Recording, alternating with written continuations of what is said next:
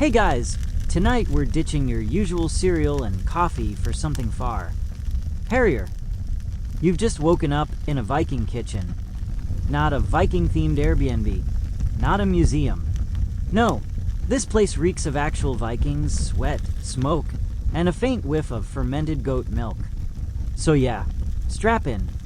So, before you get comfortable, take a moment to like the video and subscribe, but only if you genuinely enjoy what I do here. And drop your location and current time in the comments. I need to know if anyone out there is listening to this while brushing their teeth with an electric toothbrush under a bearskin rug. Now dim the lights, maybe turn on a fan for that soft background hum, and let's ease into tonight's journey together.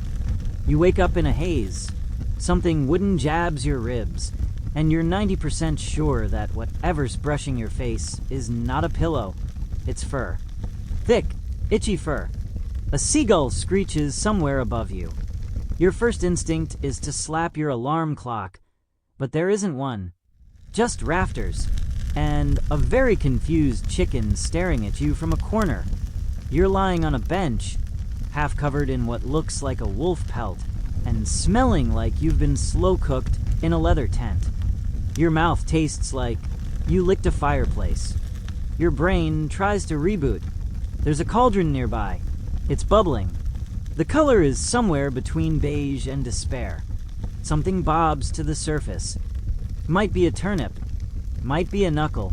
Hard to say. You sit up just in time to hear the kitchen door crash open.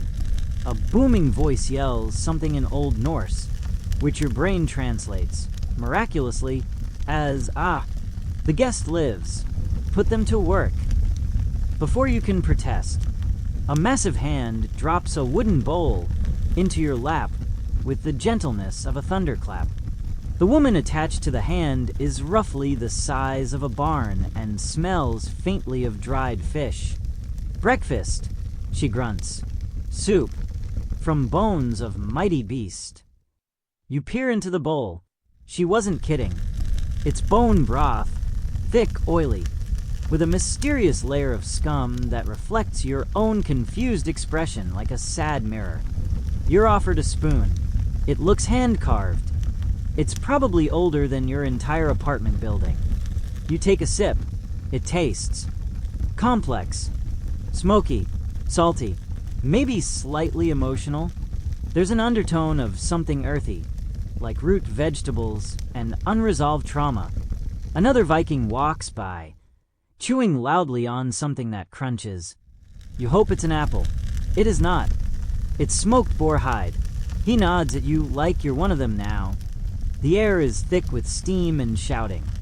One woman is arguing with a teenage boy over the best way to ferment cabbage. A child throws a fish at someone's back. A goat wanders through, completely unbothered. Someone yells mead, and a wooden jug is passed around like it's morning coffee. You're not sure if it's polite to drink or rude not to, so you just raise the bowl in salute and hope for the best. Now, here's where it gets weirder. Apparently, you're the breakfast bard. No one tells you what that means, but a guy in a tunic starts tuning a lyre ominously in the corner. You think he's about to write a ballad about your chewing posture. A bearded man sits beside you and starts telling you how Mondays are sacred. Not because of religion, because Mondays are leftover stew day. It's when they dump everything from the weekend into a pot and pray it doesn't turn into a sentient creature. You smile nervously. Also, he adds, it's good luck if the stew growls back. You stop smiling. Someone hands you what they call bread. It's round, flat, and harder than most modern construction materials. You bite it and immediately regret every dental decision you've ever made.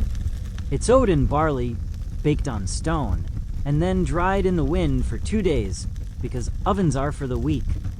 You try to chew quietly. You fail. It sounds like breaking tiles. You ask what it is. He says, horse. Maybe. Then walks away. Cool. Suddenly, a hush falls. An elder Viking gray braids, serious brows approaches. Everyone clears a space, like royalties arrived. He holds up a turnip. This, he declares, is our Monday offering to Thor. Everyone nods solemnly. You nod too, not sure if you're joining a food cult or a vegetable appreciation society. The turnip is placed on a carved pedestal near the fire. There is ceremonial humming. Then someone sneezes into the broth. Bless you, you say automatically. Half the room gasps. You realize you've committed a cultural faux pas. Apparently blessing someone after a sneeze implies you think Loki is hiding in their lungs. Noted. The elder turns to you and squints. You knew. You nod. He stares harder. You look like Bard. You don't even have time to answer before someone hands you a bucket and points toward a row of barrels. Stew duty. Stir counterclockwise, or the spirits get dizzy. You comply. Stirring thick stew with a ladle that weighs as much as a toddler, you start to reflect on your choices. At least no one's thrown an axe yet. Behind you, the lyre guy is now composing a song titled The Guest Who Stirred. You can hear lyrics forming. Something about mighty elbow strength and soupy fate. At this point, you're pretty sure this entire day is a fever dream. But just as you start to find your rhythm, stir, breathe, stir, duck, flying fish, a strange peace settles. There's a rhythm to the chaos, a pattern to the shouting. Even the goat has curled up next to the hearth, snoring. You realize something. This kitchen, this stew, this mayhem, it's weirdly comforting. Sure, you're probably getting mild smoke inhalation. But for a Monday, it's not the worst one you've had.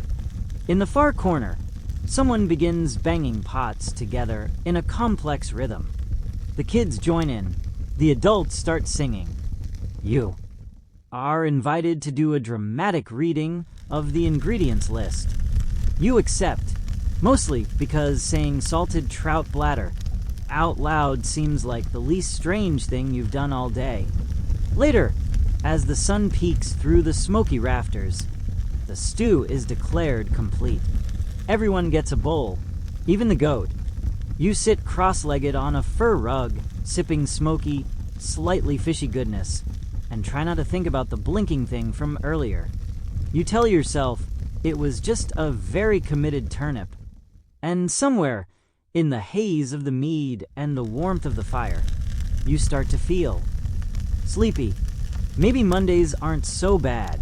Maybe chaos is just another flavor. Maybe, just maybe, you're not the guest anymore. You're part of the stew. The morning haze is finally lifting, and so is your energy, though it might just be the mead kicking in. You've now survived your first Viking breakfast, earned a temporary title, and gained a seat near the fire, which, let's be honest, feels like a promotion. You're still in your fur-patched tunic. Someone called it fashionably swampy, and your hair smells like pine smoke and mystery stew. The air is sharp with cold, but inside this longhouse, the warmth of the fire, the noise, and the smell of effort make things weirdly cozy. You glance around the table. Vikings are mid-chew, mid-shout, mid-debate. It's Monday morning, and clearly, that means everyone gets very opinionated about food. I say the salted herring goes first. No, barley first, always barley. For Thor's stomach. Who boiled the garlic with the honey? That's chaos magic. You nod along like this is perfectly normal. Like you've always lived in a place where people argue about fish placement the way modern folks argue about pineapple on pizza. Then someone stands up, blonde beard, fur cape, and a spoon tucked behind one ear. This is Gunnar, the breakfast captain. His actual title? Unknown, but he seems to be the one in charge of yelling. Today, he says, with the authority of someone who's tasted every kind of root vegetable on Earth, we make grot. A low cheer erupts from the crowd. You don't know what grot is, but it sounds like a sound you'd make after sneezing. Turns out it's porridge, Viking style, which means it's made from barley, water, maybe some animal fat, and if you're lucky, a bit of apple slice. If you're very lucky, the apple wasn't already claimed by the goat. The cooking process is enthusiastic. First, everyone takes turns tossing ingredients into a massive cauldron. Someone adds a rock for flavor memory. Another insists on stirring it with a birch branch because, according to him, elm makes the porridge sad. You try to help, but your barley clumps into a solid orb that bounces off the pot and nearly concusses a passing toddler. Everyone cheers. Strong barley spirit, someone says. You decide that's probably a compliment. Then comes the seasoning. You suggest salt. They laugh. Apparently, in Viking kitchens, spice means whatever you foraged that didn't kill you. Dried juniper berries? Sure.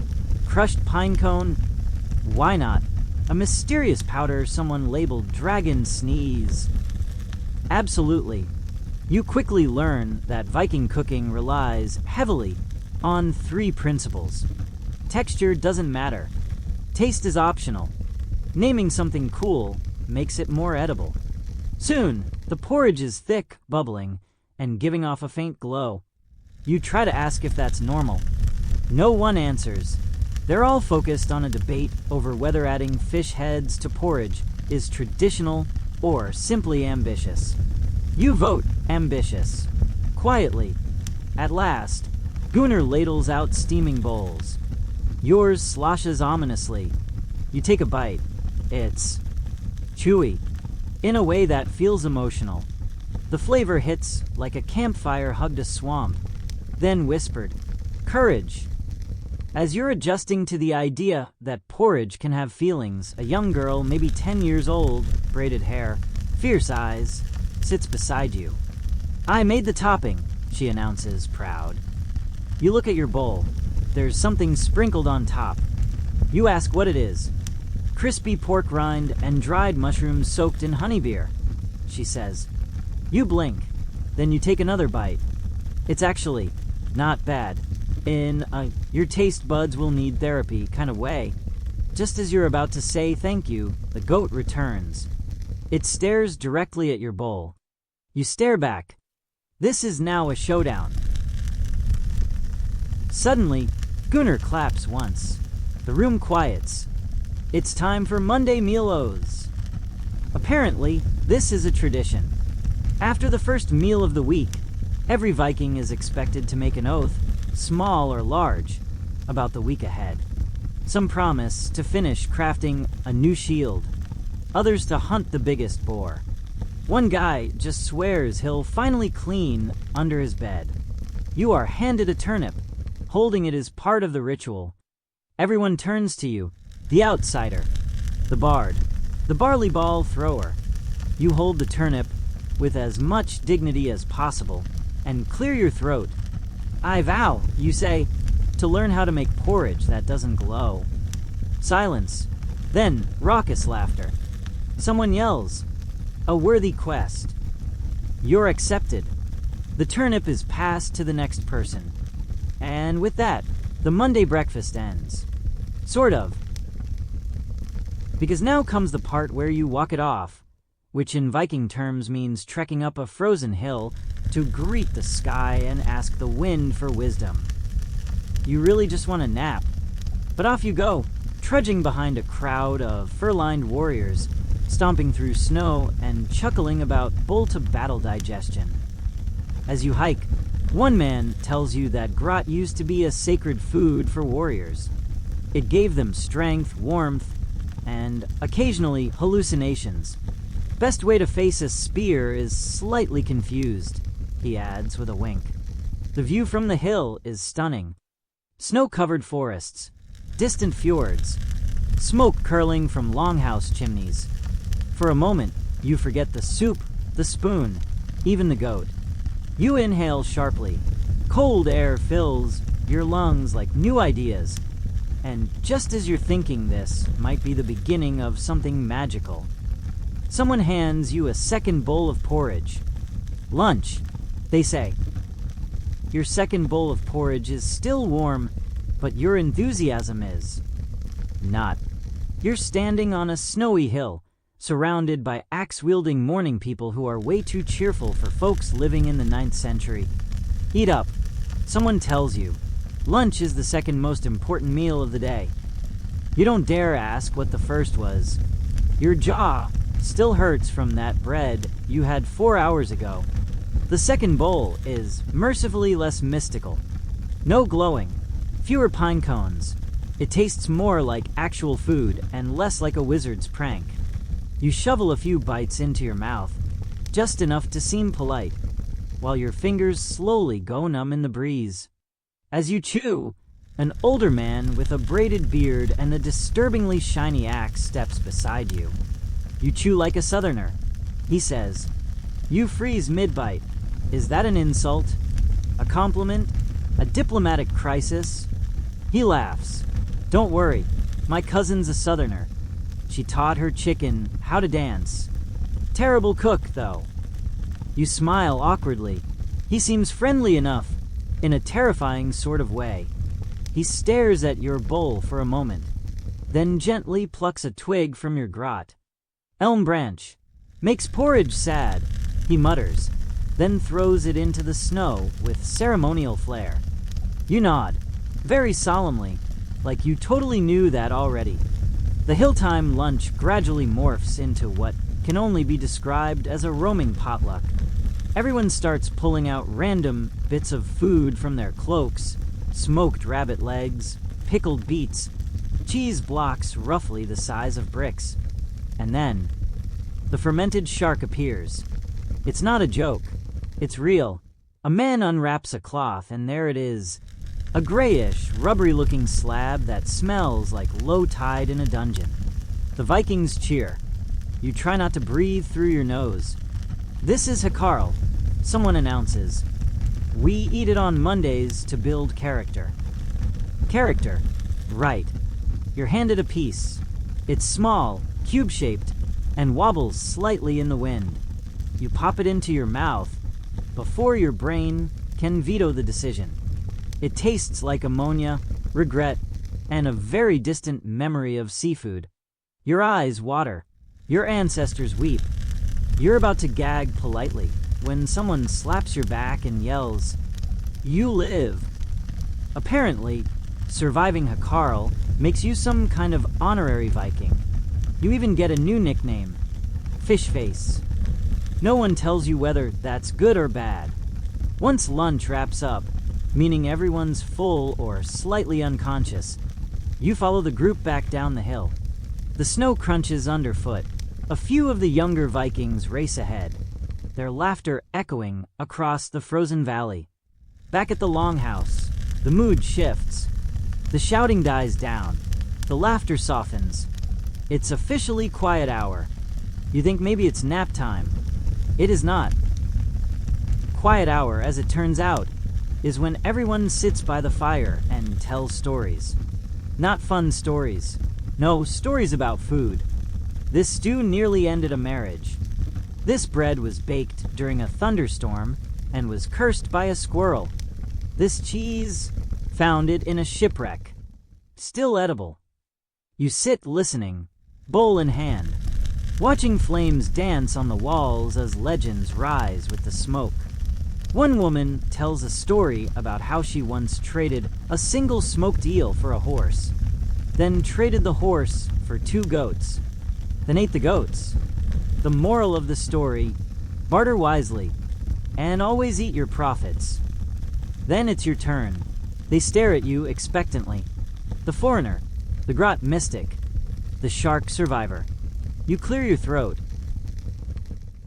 "In my land," you begin, "we have something called microwave popcorn." They lean in, and it's made with magic. A bag filled with tiny stones. You put it in a box of fire, and the stones explode into soft white clouds you eat with your hands. They gasp. One man makes a protective gesture. like warding off sorcery. Another whispers, "Sky corn." They insist you draw it. You scratch out a crude microwave on a plank of wood with a charcoal stick. They treat it like a sacred tablet. You are now known as the Corn Prophet. But behind the jokes and strange titles, you notice something. Food here is not just fuel. It's identity, memory, social glue. Every piece of dried meat is a story. Every jar of pickled whatever is a conversation starter. Meals are how they survive, yes, but also how they remember, how they belong. No wonder Mondays are sacred, not because the food is fancy, but because it's shared, loudly, eagerly, with everyone bringing something to the fire, even if it's just a story about exploding corn. As the fire crackles low, a child falls asleep on a bundle of sheepskins. Someone hums a lullaby. A bowl is passed around with the last dregs of porridge. No one wants to waste it. Even the goat gets a lick. You lean back, full of questionable fish, glowing grain, and strange comfort. You think, maybe this is what being home feels like. Not the place, but the people who'll feed you and rename you and laugh when you survive something that smells like death. And just as your eyes begin to close, someone pokes your shoulder. "Time for dinner prep," they say. You open one eye. Already. Of course, Monday's not done till the stew pot sings. Whatever that means. You stand up, sighing, bowl still in hand, and follow the voices back into the kitchen. You re-enter the longhouse kitchen and are immediately hit with a wall of sound and steam. Pots clatter, ladles fly, someone is yelling something about butter theft, and two kids are dueling with rolling pins. It's dinner prep time, which, in Viking terms, means organized culinary warfare. You dodge a flying onion and take your place near the fire, where an elderly woman with a face like carved bark gestures for you to sit. She says nothing, just hands you a pile of root vegetables and a very small, very sharp knife. You assume she wants you to peel. You assume wrong. She wants you to carve faces. "Warrior carrots," someone explains. You nod solemnly, as if this is a normal request. You get to work. Your first carrot looks mildly surprised. The second is aggressively judgmental. The third accidentally resembles your 6th grade math teacher. The elderly woman inspects your progress, grunts approvingly, and begins arranging the carrots in a battle formation on a tray. Apparently, these will be boiled for emotional fortitude. You can't tell if this is a joke or a tradition. Possibly both. Behind you, a culinary crisis is unfolding. A pot of lamb stew is bubbling over, and someone is shouting that it's too tender, a grave offense in a culture that prides itself on chewing through leather. Where's the crunch? Where's the fight? Someone yells. A man dramatically dumps a handful of dried peas into the pot to restore textural balance. Another sprinkles in crushed eggshells for grit. You inch away, slowly. The head cook, his name is Bjorn, and his beard has its own zip code, appears beside you with a giant bowl and a look of impending doom. "Need someone with steady hands," he says, eyeing you. You straighten up, flattered. "To gut the eels," he adds. Oh, a wooden bucket is placed in front of you. Inside, a dozen slimy, writhing eels. They look up at you with deep, knowing eyes. One blinks. You do your best. After eel number 3 tries to escape via your boot, someone offers you a tip. Sing to them. Soothes their spirits. You hum a shaky version of "Twinkle, Twinkle, Little Star." The eels do not seem impressed. Eventually, you get the hang of it. Or maybe the eels just give up. Either way, you're rewarded with a cup of something called bone brew, which tastes like warm regret with a splash of sage. Dinner prep continues. One group is mashing turnips with clubs. Another is smoking fish, using what looks like a hairbrush and a lot of confidence. A teenager is painting Viking runes on flatbread for divine crunch. You watch in awe, because despite the chaos, everything has rhythm. The banging, the shouting, the chopping. It's a dance, a very loud, slightly dangerous dance. You feel yourself becoming part of it. Someone hands you a ball of dough. You knead it, punch it, and shape it into something vaguely bread-like. It's ugly, but it's honest. Bjorn walks by and gives you a firm nod. "That'll feed a fighter," he says. You beam like you've just passed a sacred rite. Then suddenly the energy shifts. A hush spreads across the kitchen. The eldest woman, the carrot general, clears her throat. "It is time," she says. Everyone stops. Bowls are set down.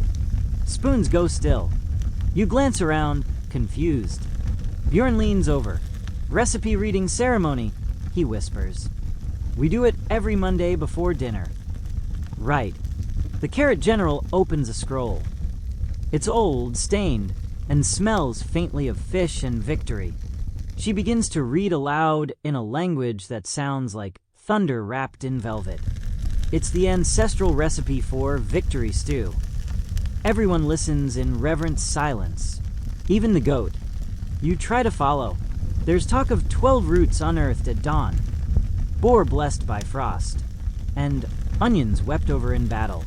Someone nods solemnly at the mention of salt harvested from tearful fjords. At the end of the reading, a young girl offers the scroll a respectful bow, then dabs it with mead. This, apparently, seals the flavor. Bjorn passes you a bowl. "You stir," he says, "clockwise. This time, to honor the ancestors." You stir, carefully, respectfully. The stew is thick, fragrant, and surprisingly beautiful, like a warm memory wearing armor. The others join in, adding final touches. One guy tosses in a mushroom shaped like a skull. Another floats a tiny ship carved from beetroot. The pot is now more than food. It's history, magic, dinner, and a mild art installation. You feel oddly honored. Dinner is served. Everyone gathers at the long table. Platters arrive, glorious, steaming, slightly alarming. You recognize your warrior carrots, standing tall among boiled eggs and pickle spears. Bjorn raises a mug.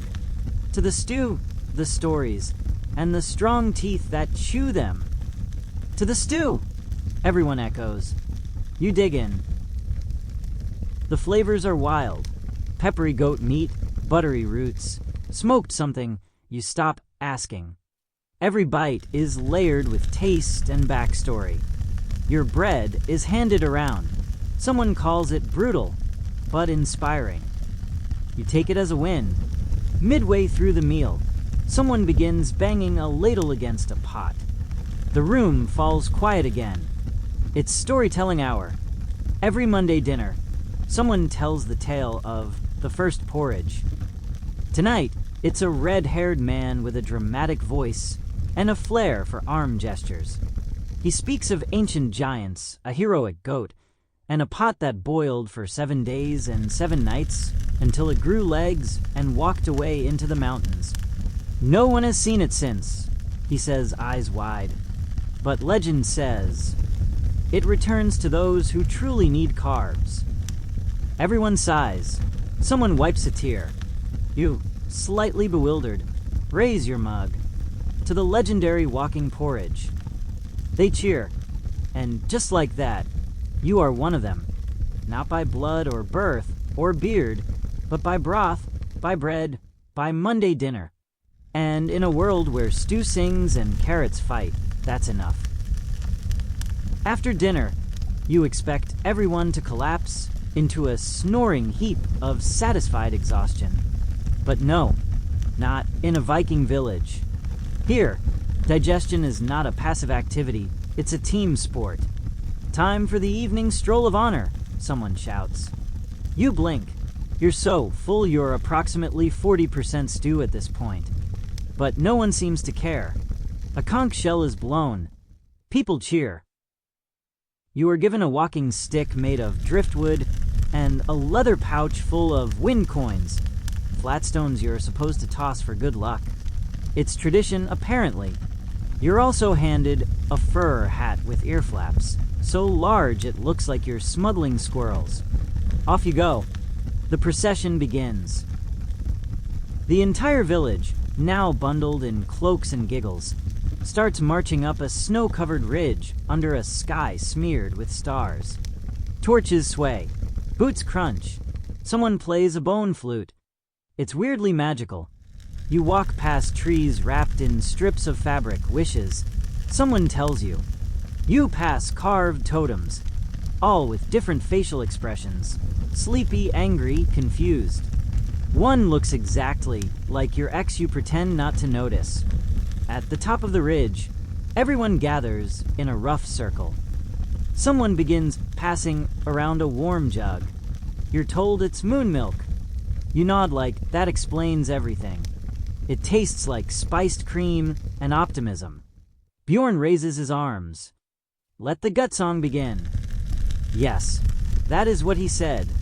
Apparently, in Viking tradition, the body must be honored for the heroic act of digesting. It's not just biology, it's battle. So they sing. A slow, melodic chant rises into the night air. It's oddly beautiful, harmonious. Even the goat hums along. You, unsure of the lyrics, hum in solidarity. After the gut song comes the tossing of the wind coins. One by one, villagers throw their stones into the valley below. Each toss comes with a wish or a thanks. For a strong heart. For clear skies. For more smoked salmon next week. Your turn. You hold the flat stone in your hand. It's warm from someone else's palm. You think. You whisper, for not exploding from stew, and toss. It skips once, then disappears into the snow. Cheers, and then silence. Everyone stares at you. Bjorn approaches. His eyes are wide. His beard glistens in the starlight. That toss, he says, breathless. 3 skips. Okay. He nods slowly. You are chosen. Pause. Chosen. For what exactly? You ask. He doesn't answer. Instead, he throws both arms into the air. The gut approves. A murmur spreads through the crowd. The gut. You're pulled to the center of the circle. People start chanting something in Old Norse. Someone throws herbs at your feet. The goat bows. Apparently, you are now the digestive emissary, which, according to Bjorn, is a highly respected, occasionally symbolic, mostly honorary role given to someone whose digestive system has spoken clearly to the winds. This is not where you thought your Monday was going. They tie a ceremonial napkin around your neck and hand you a ladle scepter. Everyone bows. You try to smile, but all you can think about is whether this means more soup. Then someone clears their throat. There must be a trial. Of course there must. The trial of the gut is designed to prove that your stomach is, in fact, blessed. It involves a relay of culinary challenges, mostly tasting bizarre leftover items. You begin with the mystery sausage. It wiggles. You eat it. It tastes like fear and fennel. Next, eternal porridge, a bowl from last winter's batch, preserved in cold fire. It's still technically food. You finish it, barely. Then comes the milk of regret, a fermented dairy beverage that smells like betrayal and looks like melted chalk. You sip. You do not weep. You survive. The crowd erupts. Someone plays 2 spoons together in celebration. You pass the trial. The stars seem closer now. The fire is warmer. You are hugged by people you barely know, but who now consider you spiritually bound by intestinal destiny. And finally, As the ceremony ends, Bjorn places a polished stone in your hand. "Keep this," he says. "If your stomach ever falters, place it under your tongue and whisper to the soup gods." You don't ask questions anymore. You just nod and walk back to the village for Hat Askew, digestive emissary status confirmed, wondering how a single Monday could feel like a lifetime. You think the day is over. You think you've earned the right to crawl into some hay and dream of anything that isn't soup-based. You are wrong, because apparently there's a fourth meal. Midnight snack contest. Someone whispers ominously. The words hit you like a cold fish to the face. Before you can protest, a torch is thrust into your hands. The kitchen flares back to life like it never left. People are sharpening knives, grating cheese, and arguing about cinnamon ratios like it's an Olympic sport. Bjorn appears at your side, holding what looks like a sack of apples and a small goat. "You're competing," he says. "I'm digesting." You protest. He grins. "Exactly. Channel the momentum." You are assigned a partner, Freya, a girl with braids longer than your to-do list and the silent intensity of a person who once cooked stew in a thunderstorm just to prove a point. She nods at you, dead serious. "We're making fire cakes." You don't know what that is. You don't ask. You're too scared. You follow her lead. First comes flour, some kind of coarse ground barley that smells like smoke and ambition. Then wild berries, dried fish flakes, and something she insists is crunch moss. You try not to think too hard. A flat stone is pulled from the fire, and the batter is slapped onto it with ceremonial force. Then you wait. You try to help. You flip one too early. It splats into ash. Freya says nothing, just hands you a smaller spoon. Message received. While the cakes cook, the other teams are in full swing. One duo is deep-frying cheese curds in bear fat. Another is slow-roasting honeyed nuts over pine needles while reciting poetry to infuse emotion. Someone else is literally singing to a jar of yogurt. The competition is fierce. The judging panel, composed of 3 elders, the goat, and a chicken named Olga, sits at a long table munching dried apples with great solemnity. Each team must present their dish with a story. The narrative, Freya whispers, is worth half the score. You panic. You barely even understand the dish, let alone its origin story. So you improvise. When it's your turn, you step forward, cake in hand, voice shaking. "This is the tale of the first crumble." You begin. The crowd leans in. In the early days, before the fjords were fjords, a warrior returned from battle hungry and heartbroken. He threw his last few berries into a fire, added moss, and pounded it flat with his shield.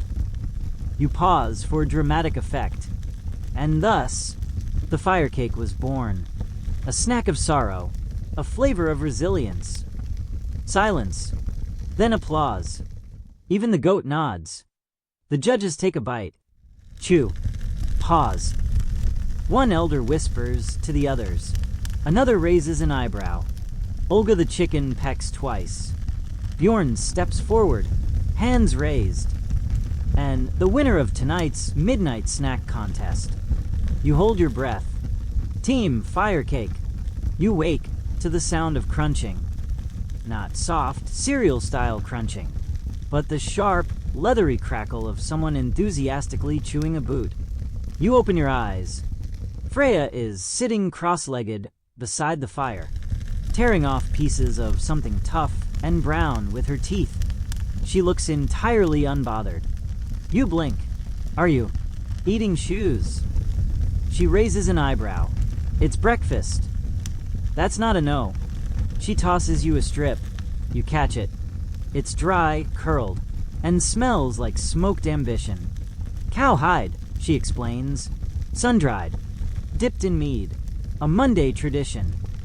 You chew cautiously. It's like gnawing on a scroll of Viking poetry, if that scroll had been soaked in beef and vengeance. "This wakes up the jaw," someone nearby says, flexing their face like it's a muscle group. A new week has begun.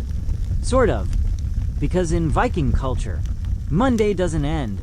It fades into Tuesday like a campfire into mist. There's no clear boundary, just a change in activity and slightly more yawning. You're swept into the morning flow. First, a round of face splashing with glacial water from a barrel outside. It's not refreshing. It's a slap from nature. Your nose briefly forgets how to exist. Second, the morning hum. A low communal chant that doubles as both a wake-up ritual and a group stretch. Everyone leans, groans, and hums like foghorns tuning themselves. Third, the great fry. Bjorn claps his hands. Bring the flat stones. Flat stones are heated over the fire. Balls of dough appear from nowhere, likely leftovers from last night. The goal, fry them into something edible before they turn into weapons. You help. You press one too hard, and it fuses to the stone. Someone calls it bread armor. You feel proud. Freya makes hers into the shape of a wolf's paw. You make yours into a vaguely offended triangle. Everyone eats standing up, wrapped in blankets, steam rising from mugs of something called bone cider. It's tangy, spicy, and might contain marrow. You decide not to ask. Then comes the scroll. The weekly decree is read aloud by an elder who hasn't blinked since last summer. His voice rumbles like a glacier giving a TED Talk.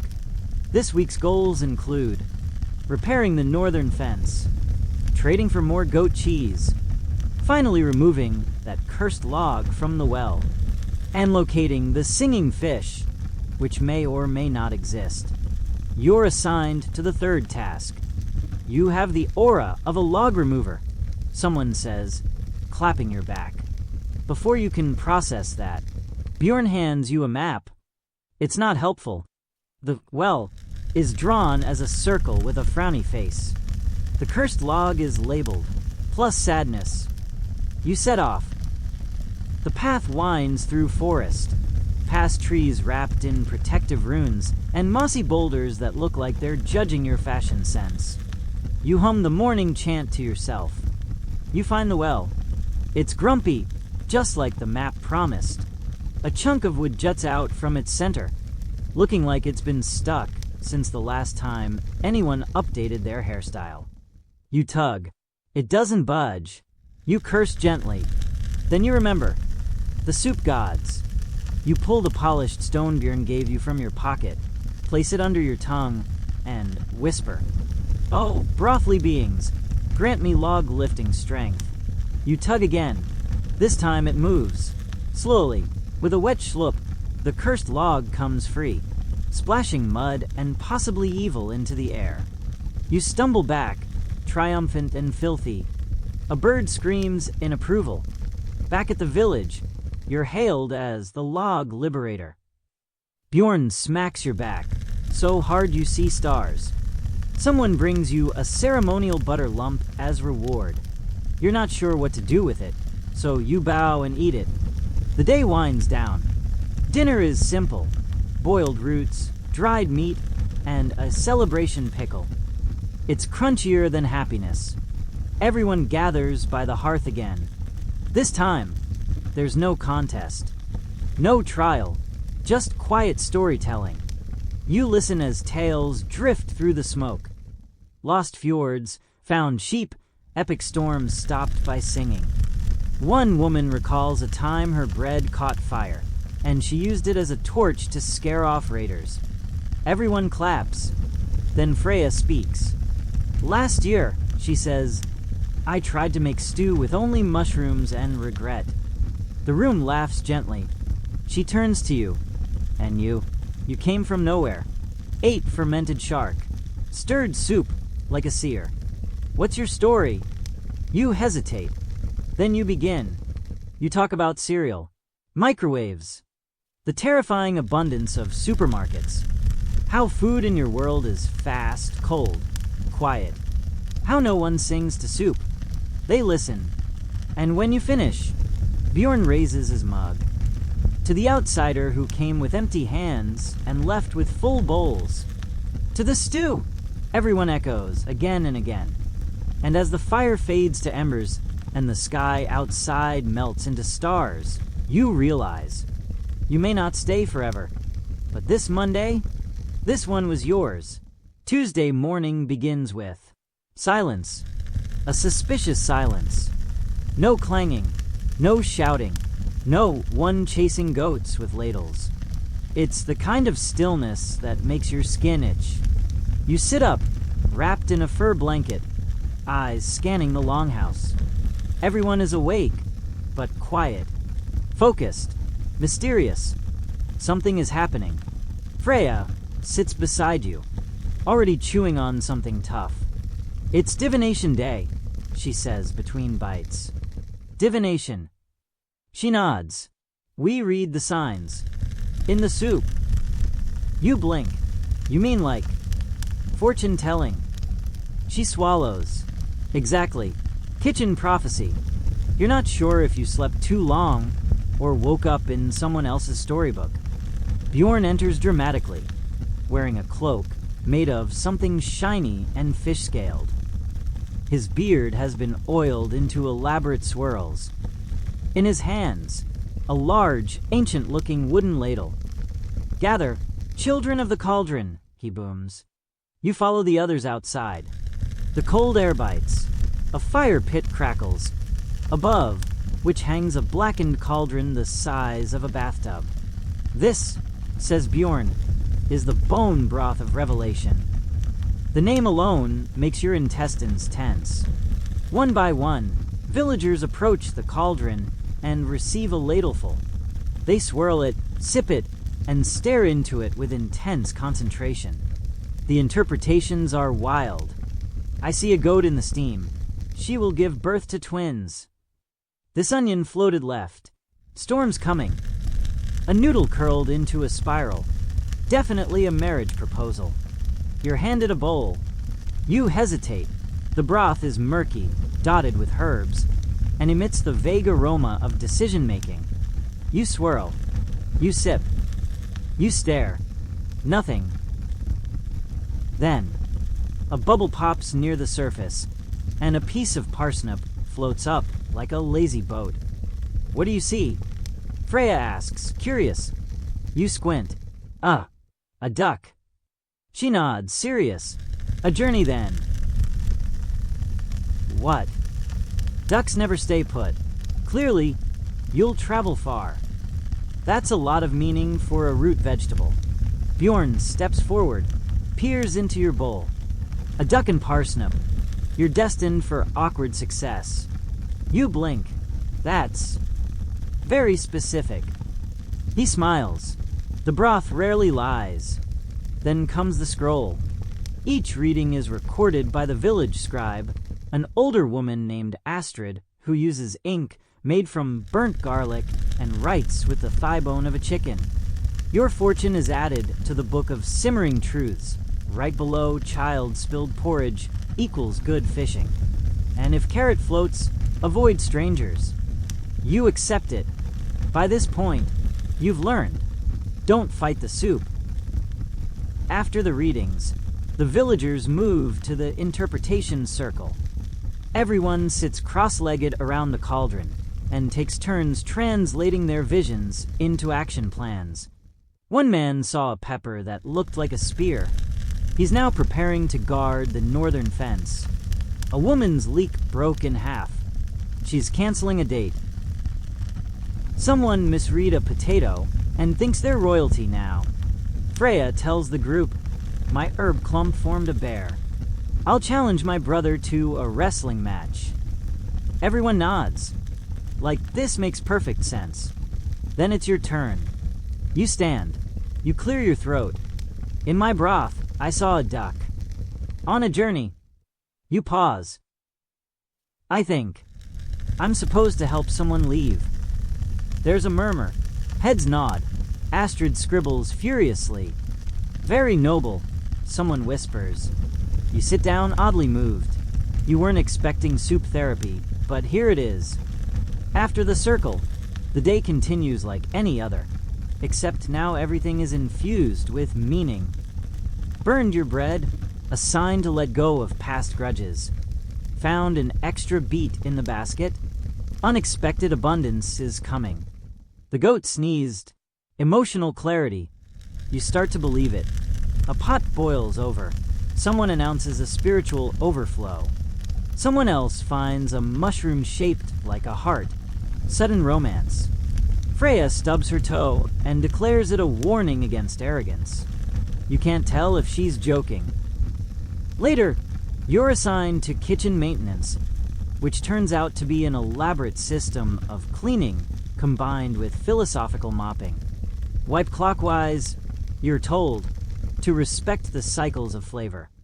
Don't scrape the soot too hard, another warns. The fire spirits dislike aggression. You obey.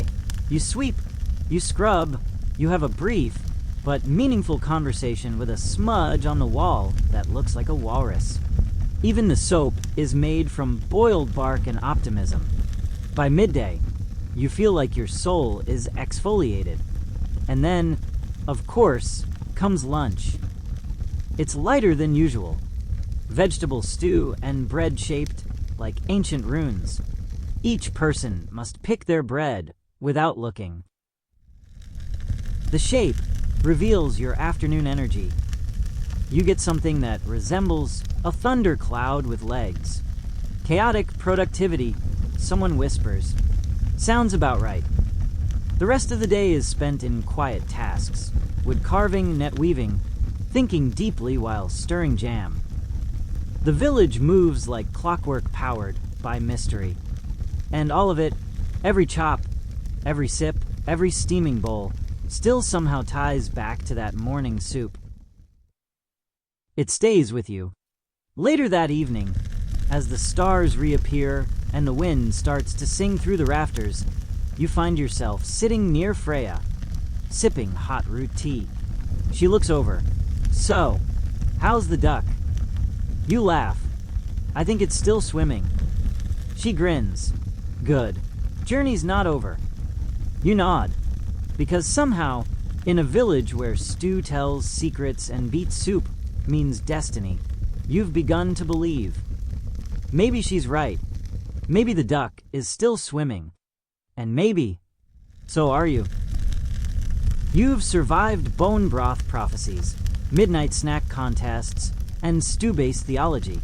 So naturally today is story cooking. You're not sure what that means. Until Bjorn claps his hands and announces, "Welcome to the great oral recipe duel." Oh no. Apparently once a week, the villagers gather not to cook, but to tell how they would cook. No ingredients, no fire, just words, gestures, and raw imagination. It's sacred, Freya says. Also hilarious. You are signed up before you can object. The contest rules are confusing at best. No physical food allowed. You must describe a dish in such vivid detail that people taste it in their minds. Extra points for poetic flair, accurate historical references, and unnecessary drama.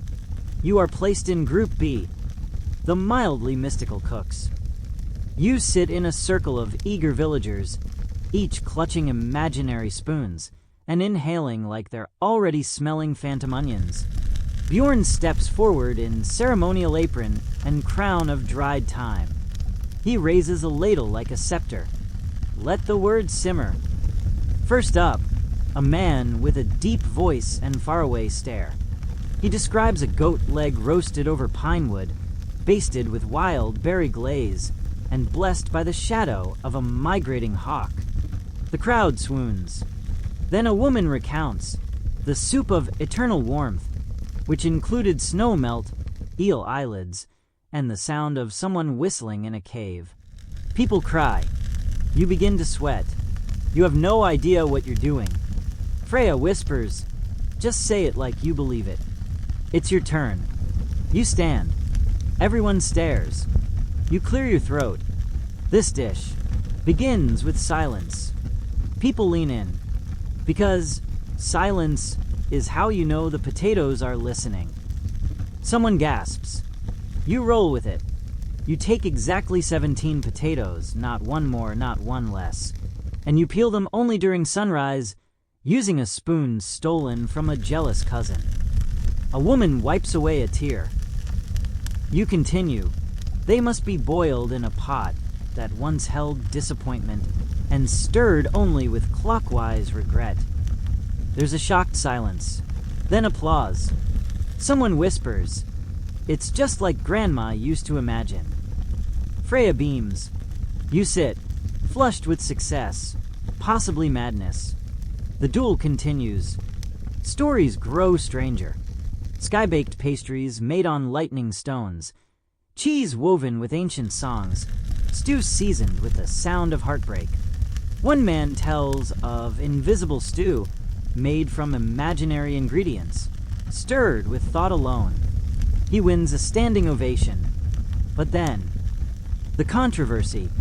A newcomer claims to have inherited the recipe for the lost dumpling of Odin. The crowd gasps. This is food legend, a mythical dish said to grant visions of Valhalla. But the man's story is suspiciously vague. He can't describe the shape. He forgets what it was filled with. Bjorn narrows his eyes. You lie in time's name. Drama erupts. A mock duel begins. Wooden spoons at dawn. You watch, sipping imaginary broth, wondering how this is somehow the most intense moment of your week. Eventually, peace is restored when Olga, the chicken, walks through the middle of the duel and lays an egg. Bjorn takes this as a sign. He declares the duel blessed by yolk, and everyone cheers. The contest ends. You are awarded a title, Whisperer of Boiled Regret. It's printed on a wooden token and hung around your neck. You wear it with pride. Later that evening, villagers gather around the hearth to reenact their favorite imaginary meals from the day. Someone pretends to eat wind-baked bread. Another fakes sipping thunder tea. You mime peeling cousin-stolen potatoes with flourish. The room laughs. The laughter feels warm, earned, deeply strange. You realize something. Here, food is never just food. It's memory, metaphor, performance, a language of belonging made from smells that never were and tastes that exist only in stories. And in that moment, surrounded by people who applaud soup made of sorrow and stew brewed with nostalgia, you feel more at home than you ever have around a real kitchen table. It begins with drums. Not war drums, not musical drums. Cooking drums, literal upside-down pots, being rhythmically beaten with wooden spoons. You awake to the clatter. Freya is painting lines on her face with ash and berry juice. You blink. Is this a holiday? She nods solemnly. The day of the divine simmer. You wait. She doesn't elaborate. Bjorn kicks open the longhouse doors shirtless, holding two ladles crossed like swords. It is time, he bellows, to summon the stove spirits. Oh boy, the divine simmer, as you quickly learn, is not a feast. It's a competition. Once a year, the village hosts the Trial of the Cauldron, a no-holds-barred, theatrically charged, semi-mystical event where contestants attempt to win the favor of the stove spirits and be crowned this year's official kitchen champion. You are, of course, automatically entered. Outsider tradition requires a challenger, someone whispers. You're not sure if that's true or made up, but it's too late now. Each contestant must create one dish of offering, perform a ritualized explanation of its meaning, survive the judging cauldron's smoke. No pressure. You're partnered with Freya again. We're making the dish of echoes, she announces. You nod like that's not terrifying. Preparation begins. Other teams are chopping herbs with synchronized chanting. One duo is kneading dough blindfolded while humming. Someone is boiling fish heads in honey and daring the gods to stop them. You and Freya gather ingredients under the watchful eyes of three elderly steam sisters, the guardians of ancient kitchen knowledge. They smell like rosemary and judgment. Freya lays out the plan. Step 1. Toasted root slices. Step 2. A reduction of wild berries and fermented onions. Step 3. A drizzle of memory broth. What's memory broth, you ask? She hands you a bottle. It smells like time, regret, and that one time you forgot your best friend's birthday. You say nothing. The dish simmers. The scent is strange, nostalgic, a little sad. It draws attention. People begin watching. Then, presentation. You and Freya approach the judging cauldron, a massive black pot, always bubbling, always smoky. Legend says it contains the leftovers of every dish ever made in the village. Bjorn officiates, now wearing a chef's hat shaped like a squid. Freya steps forward. She bows. This dish, she declares, is for those who remember, for those who stir old feelings, for those who dare to taste the past. You add, and for those who forgot their friend's birthday. Hypothetically. Laughter. The dish is placed beside the cauldron. A hush. Then, the smoke test. The judging cauldron puffs 3 times. Bjorn gasps. 3 puffs. A rare sign. He leans close, inhales deeply, and falls into a coughing fit. The spirits approve. You're safe. Other teams aren't so lucky. One offering explodes in steam. Another is rejected when the cauldron bubbles green. A third is swallowed whole. The Steam Sisters nod slowly at you. Freya beams. We're finalists. What follows is a bizarre series of rounds. The knife balance waltz. The blindfold spice toss. The great egg whisper. You do shockingly well. You balance a knife on your head for 17 seconds while reciting the Ode to Mushrooms. You throw coriander blindfolded and hit a target shaped like Odin's left boot. You whisper to an egg, so convincingly it cracks open voluntarily. Bjorn hugs you. You were born for this. You're not sure if that's comforting. The final test, the sacred stir. One contestant must stir the communal pot blindfolded until the texture feels like destiny. Everyone watches. Freya steps forward, blindfolds herself, and lifts the sacred ladle. She stirs, slowly, gracefully, like a dancer who's also making porridge. Suddenly, she stops. She dips her fingers in, tastes, then removes the blindfold. Too salty, she says. The crowd gasps. Bjorn steps forward. He tastes. It starts with a key. A large, rusted, unnecessarily dramatic key, presented to you by one of the Steam Sisters, wrapped in a cloth that smells like cloves and caution. This, she says, opens the door of regret. Not ominous at all. Bjorn claps you on the back. You've earned it. Only true champions get access. Access to. What exactly? He grins. The pantry of unspoken recipes. Freya leans in. No one knows what's inside. Some say cursed cheese. Others say time-traveling jam. You laugh. They don't. So you follow Bjorn, Freya, and a goat to the back of the village, past the ovens, past the fermentation huts, past the tree that smells like mustard. There, hidden behind a wall of firewood, is a small iron door. You insert the key. It groans open. Inside, dust, cobwebs, and jars. Hundreds of them. Stacked floor to ceiling. Labeled in faded ink. Do not unpickle. Saucex. Bread that bit back. One shelf is labeled recipes from dreams. Another is simply called Oops. The air smells like forgotten dinners and experimental mistakes.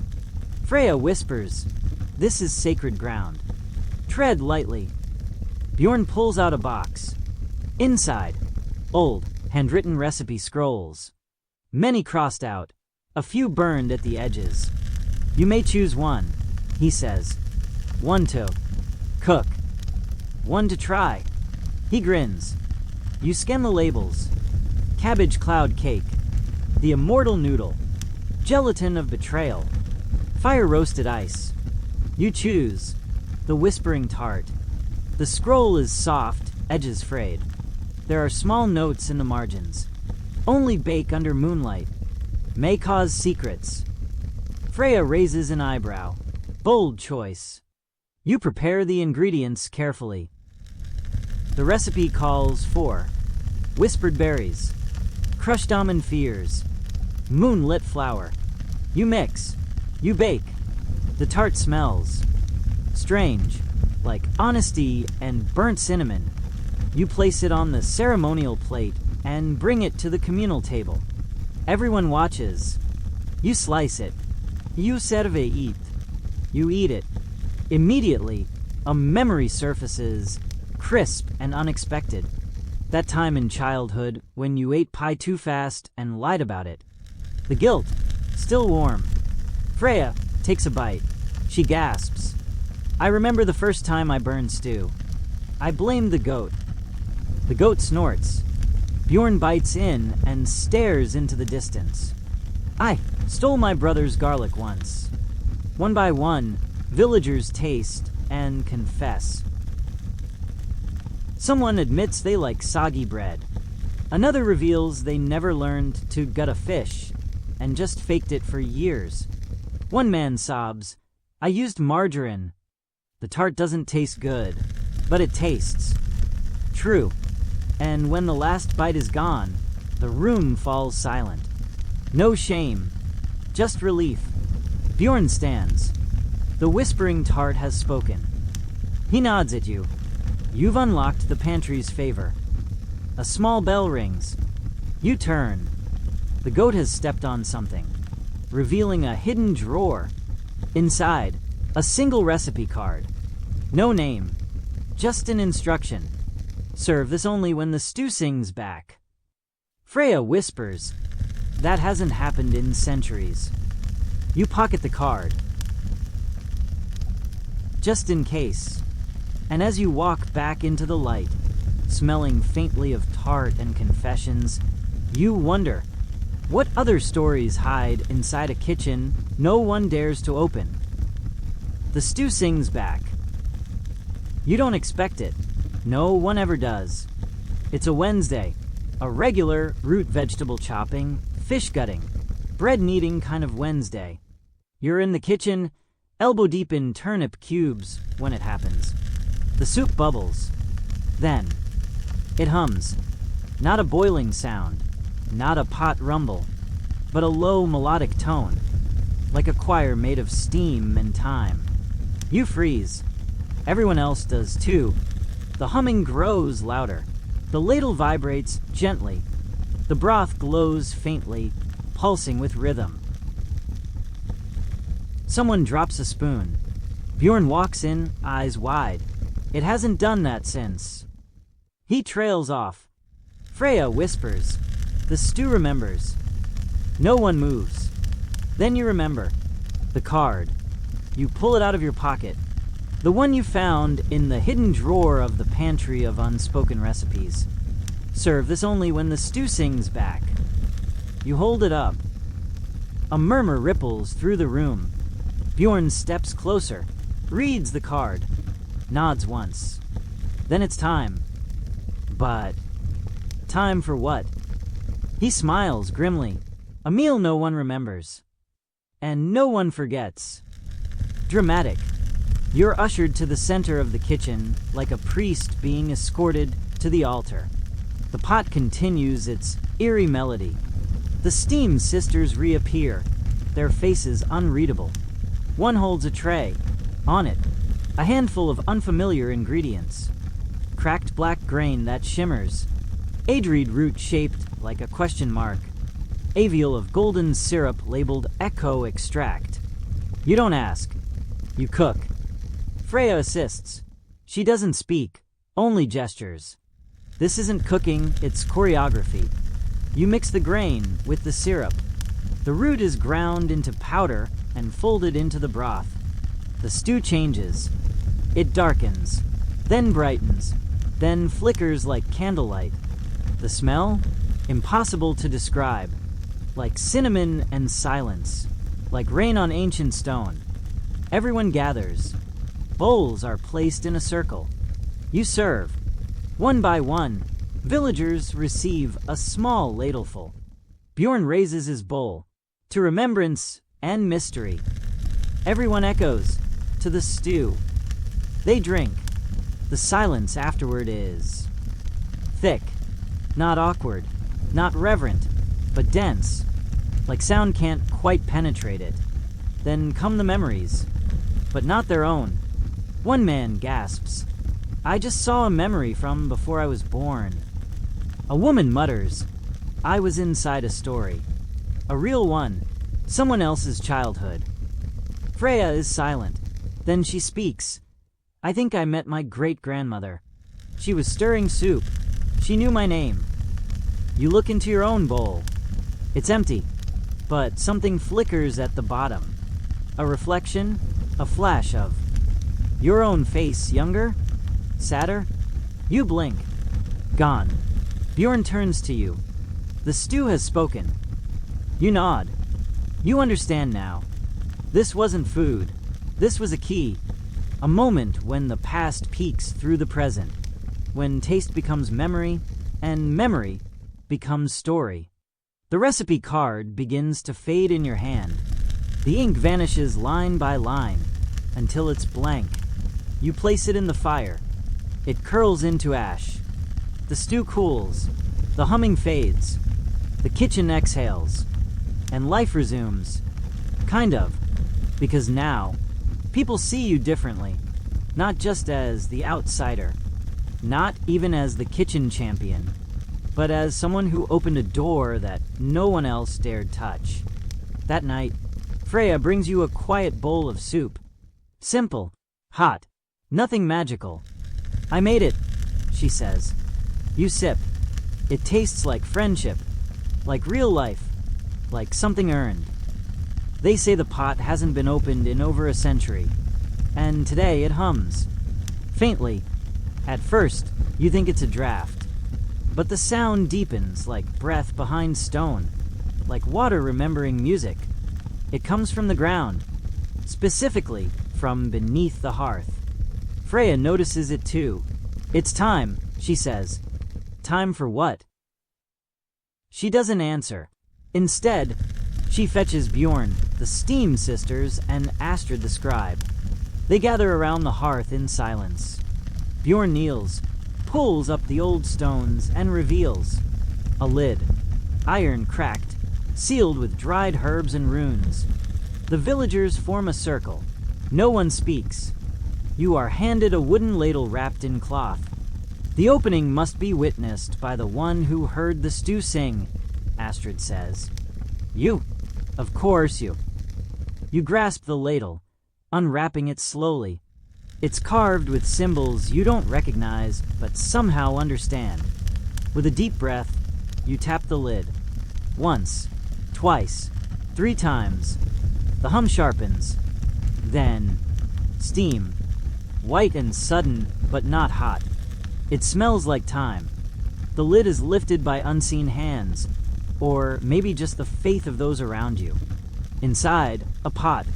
Old, blackened, empty. But not. It holds something else. A memory. You don't see it. You feel it. A wave of warmth, then cold, then something like love laced with sorrow. Freya's eyes widen. The last stew. Bjorn nods. Before the village split.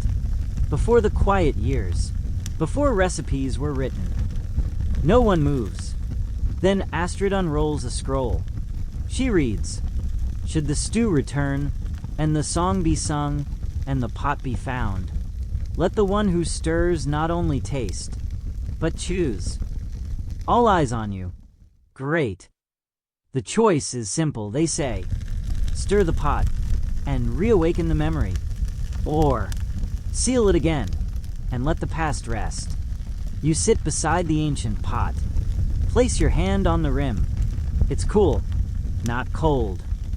You think of the stew that sang, the tart that confessed, the people who remember with their taste buds. You think of your own journey. Then you lift the ladle. You stir. Once. The pot sighs. Twice. A light flickers within. Third time. It speaks. Not with words. With feeling. The scent of smoked trout. The echo of laughter from a century ago. A memory of someone's grandmother humming as she chopped leeks. You're not crying, but you are. The villagers feel it too. Some gasp, some close their eyes. Even Olga, the chicken, lays down respectfully. Then silence. The pot is still, but the warmth remains. Björn kneels beside you. You stirred well. You nod, wiping your eyes. He adds, but it's not meant to be served. You understand. Some dishes aren't meant for plates. Some are only meant to remind us that we once gathered, once shared, once knew the same flavor at the same time. The pot is resealed, with fresh herbs, and a new symbol carved on the lid. Together. That evening, no one speaks of the pot, but the soup tastes a little richer. The bread is softer, and when Freya passes you a bowl, she doesn't say anything. She just smiles. And, some meals never leave the table, even if they're never eaten again. You thought things would calm down after the stew sang, the tart confessed, and the ancient pot sighed. You were wrong, because today is the annual ingredient debate. Yes, it's exactly what it sounds like. Once a year, the entire village gathers not to cook, not to eat, but to argue. Passionately, hilariously, sometimes tearfully, about which ingredient is supreme. It's not about truth, Freya explains. It's about loyalty. You try to laugh. She doesn't. Bjorn draws names from a horn. One by one, villagers are assigned to represent an ingredient. You are handed a small carved token, a slightly lumpy root. Congratulations, Bjorn grins. Your team turnip. Great. Across the circle, a teenager named Sven holds up a garlic bulb like a battle standard. He locks eyes with you. The war begins. The debate has structure. Opening statement. Glorify your ingredient. Historical rebuttal. Attack your rival's culinary legacy. The raw bite challenge. Eat it raw without flinching. The poetic plea.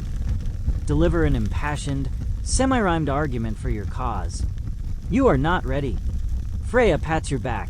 Just believe in the root. Thanks. First round. You stand. You describe the turnip's sturdy texture, its humble glory, its ability to survive both soup and famine. People nod.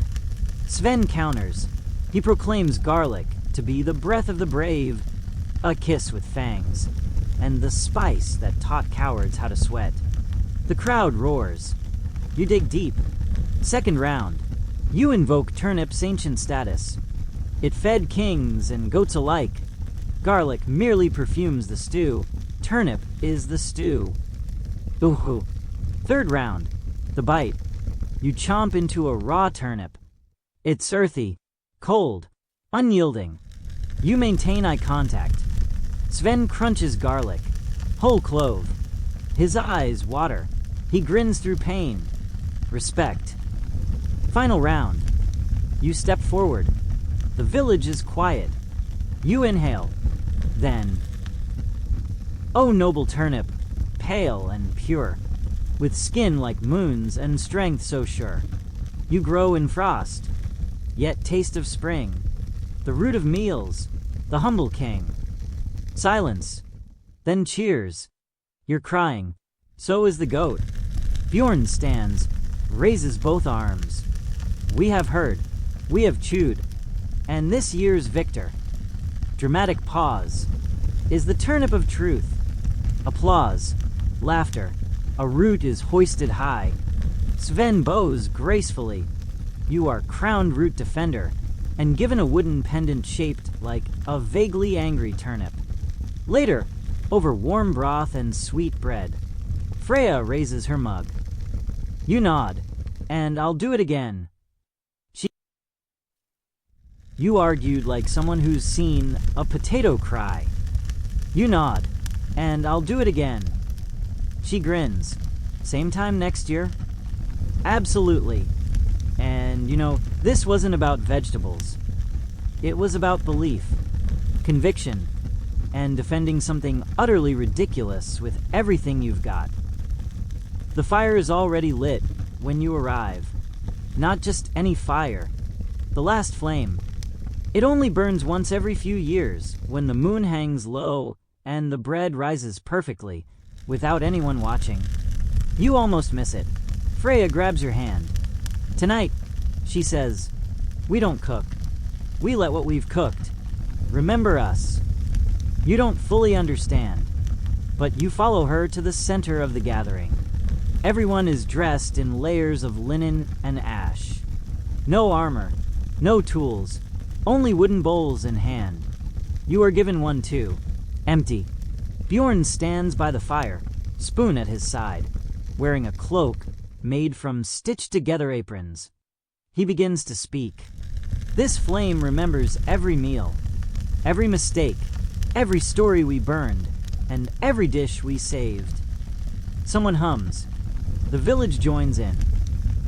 A low chant rises. You recognize it. It's the same hum the stew once sang. You sit, bowl in lap.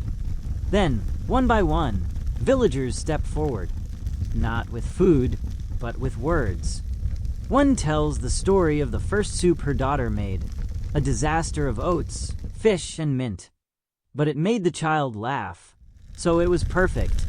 Another confesses they still use the wrong end of the spoon sometimes. But the stew never minds.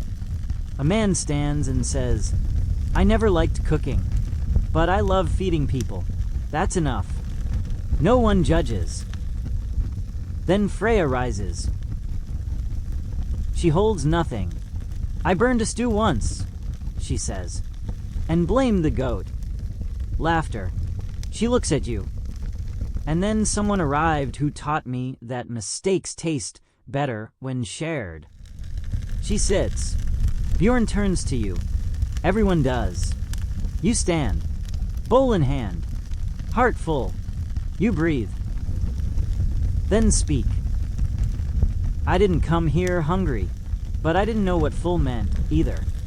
You pause. I've tasted stories, burned my pride, chewed on silence, and swallowed truth. And somehow, I've never felt more human. Silence. Then the oldest steam sister steps forward. She dips a ladle into the fire. Yes, into the fire. From it, she draws a glowing scoop of light. She pours it into your bowl. It doesn't burn. It shines. This, she says, is your final meal. You look inside. It's not soup. It's memory. The tart, the singing stew, the imagined meals, the breath of garlic, the duck in the broth, the moment the pot sighed, the silent taste of trust. It's all there. Warm, weightless, whole. And now your choice. Eat it, and the memories remain yours sealed sacred. Or pass the bowl to the fire, and let your story become part of theirs. Freya whispers, you don't have to choose now. But you already know. You step forward. You look at the fire. You kneel. And you pull. The bowl empties. The flames rise. They flicker, then form the shape of a ladle. A soft wind brushes your face, like a thank you from someone you'll never meet. The bowl remains empty, but your chest feels full. Björn nods. Tomorrow, he says, you leave. You nod back. You don't say goodbye. Because in this village, goodbyes are for meals. And some meals never end. The village fades behind you, not in sound or shape, but in urgency. The drums quiet, the stew pots rest. The fires still crackle, but only for warmth, not ceremony. You walk slowly, your feet remembering the rhythm of bread being kneaded, your breath syncing with the echo of soup that once sang just for you. You don't carry much, just a wooden spoon in your pocket, and a sense that something inside you now simmers where it once stayed still. And if one night, years from now, you find yourself standing in your kitchen, holding a bowl, staring into steam, you might smell a story. You might remember a root vegetable that won an argument. You might even hear a whisper, just once, and that will be enough.